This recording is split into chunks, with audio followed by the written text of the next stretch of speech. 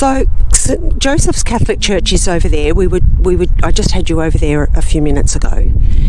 Now, literally a stone's throw away is this beautiful church. Now, this is looking very different to me because, car going past. I haven't seen this sandstone type rock or brickwork in Coleraine. Not yet anyway. I mean, I have sort of been zooming around the town a little bit, but I just, I haven't found it around. And I'm wondering why this particular church is in this stone. We are going to have to do a bit of research, everyone, because that's interesting. Now, I also saw this most beautiful rectory. It is a rectory. What happened was I took some footage before this lot of footage, and the camera wasn't working. So I have already been around here chatting away to you, talking about everything, and went back to the car and realised that none of it had actually worked. So I'm back again. So I have cheated. I do know that this is the rectory. Initially, I didn't think it was. I mean, I knew it would be associated with this church, but to me, that rectory looks more Germanic. It doesn't look English at all. And the church is from the 1800s. It's about 1839, I think, or 1835.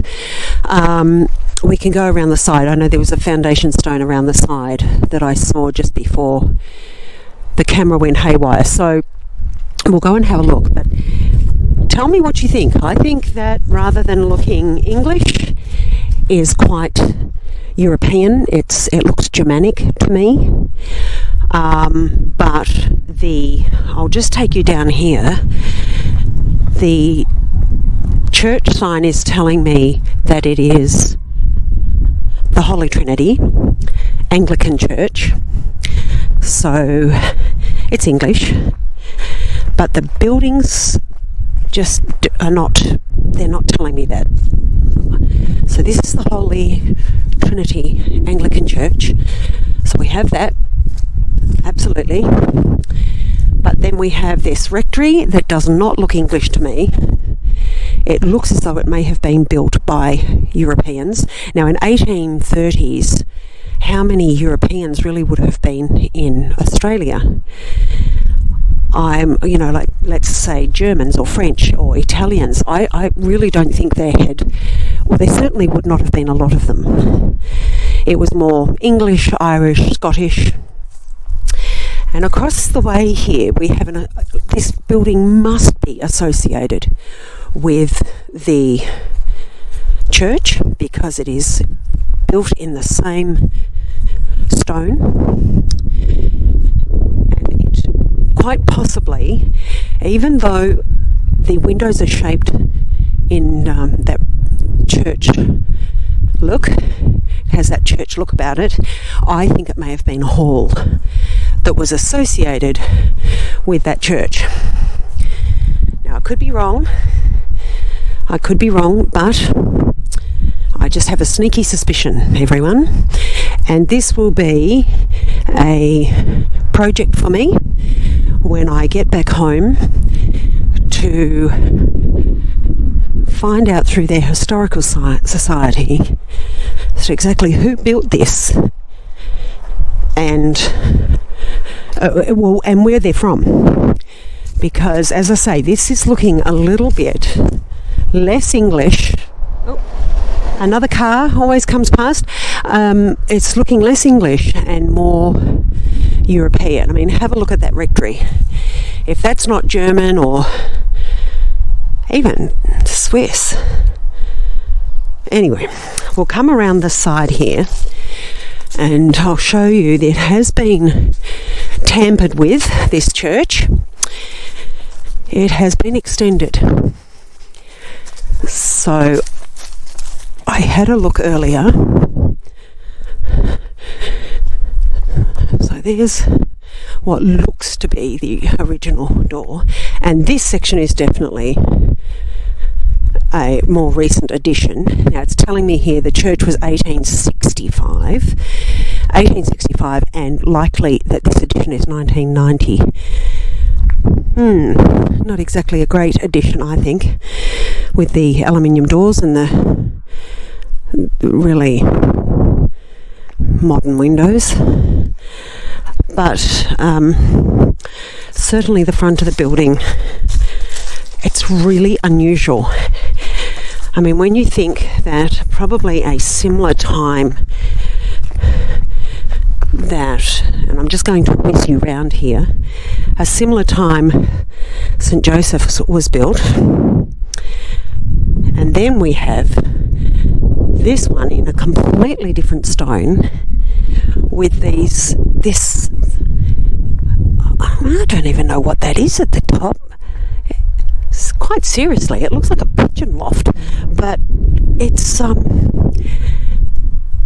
obviously that must maybe for the bell.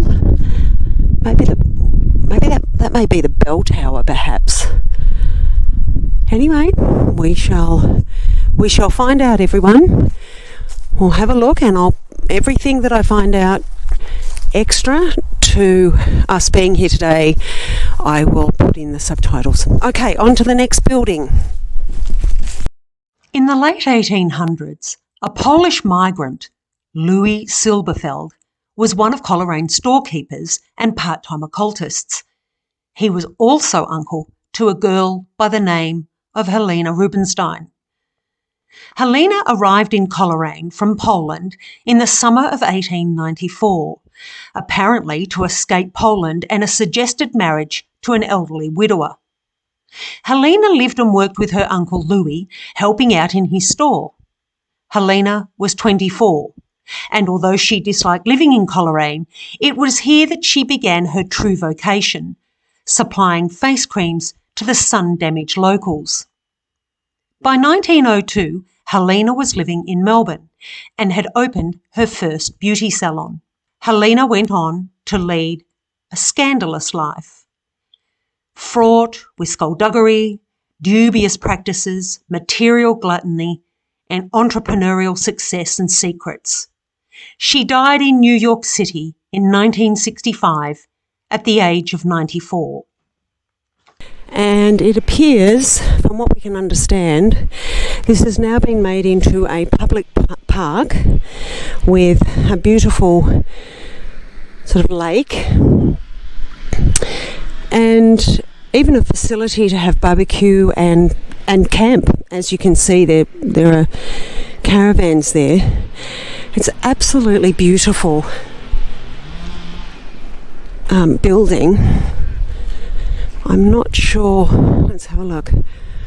The 2 Manchurian pear trees donated by the Coleraine Tourist and Exhibition Centre planted in 2001 to celebrate the centenary of Federation.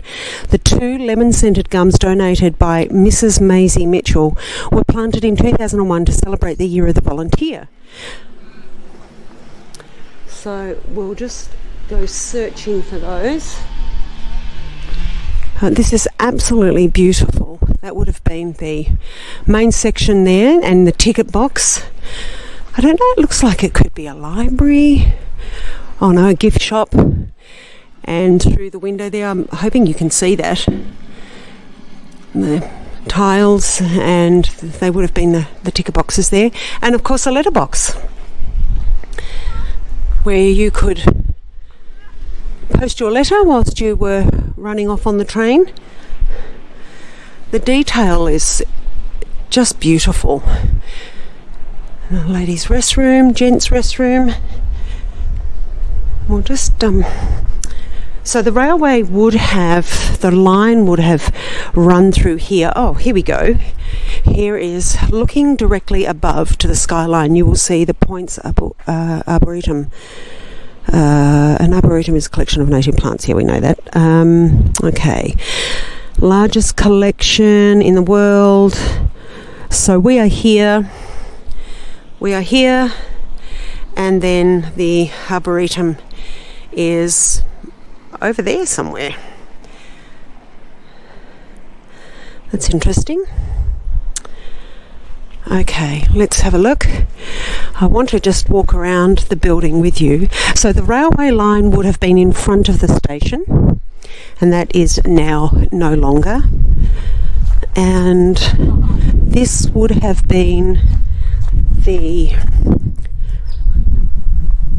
view that travellers would have seen. Rather a nice view, isn't it? With the chimneys for the rest. When I say restrooms, I'm not talking about public conveniences. I mean the actual restrooms where travellers could sit and warm up and perhaps have a bite to eat and something to drink. So that is the view that travellers would have had, and possibly come up this road, which is just beautiful. And that's the Manchurian pear. That's one of them, I think, that they were talking about. I'm sure that's a Manchurian pear. And the other Manchurian pear is on the other side. I think you can see it on the other side of that, where the caravans are there. I'm fairly sure.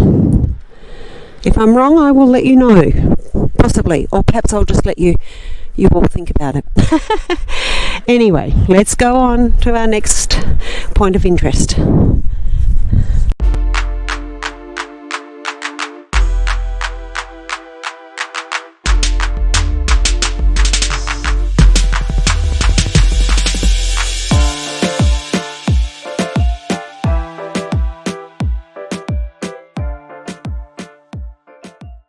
Coleraine Racetrack is located 3 kilometres east of the town on approximately 50 hectares of land originally reserved for purpose in 1858. It is home to the Great Western Steeplechase, the oldest continuous horse race in the Southern Hemisphere. The entrance to the track is lined with large cypress trees that are clearly of great age, judging by their size. The racetrack and club holds only a couple of race meets per year, yet the collection of buildings on site suggests once grand and possibly many more meets in a racing season. There are stables, horse stalls and training facilities, committee rooms, bar and dining room, judges' box, photo finish box, separate flat and steeplechase tracks, and a rather utilitarian grandstand, built in 1902, capable of seating approximately 400 people. It is interesting to note that the grandstand was used as a war store during World War II, when racing meets were temporarily postponed. And the English-born horseman, poet, policeman and politician Adam Lindsay Gordon competed in 5 Grand Western steeplechases between 1862 and 1866, winning 1 and placing in the other 4, after which he wrote a number of poems on the subject.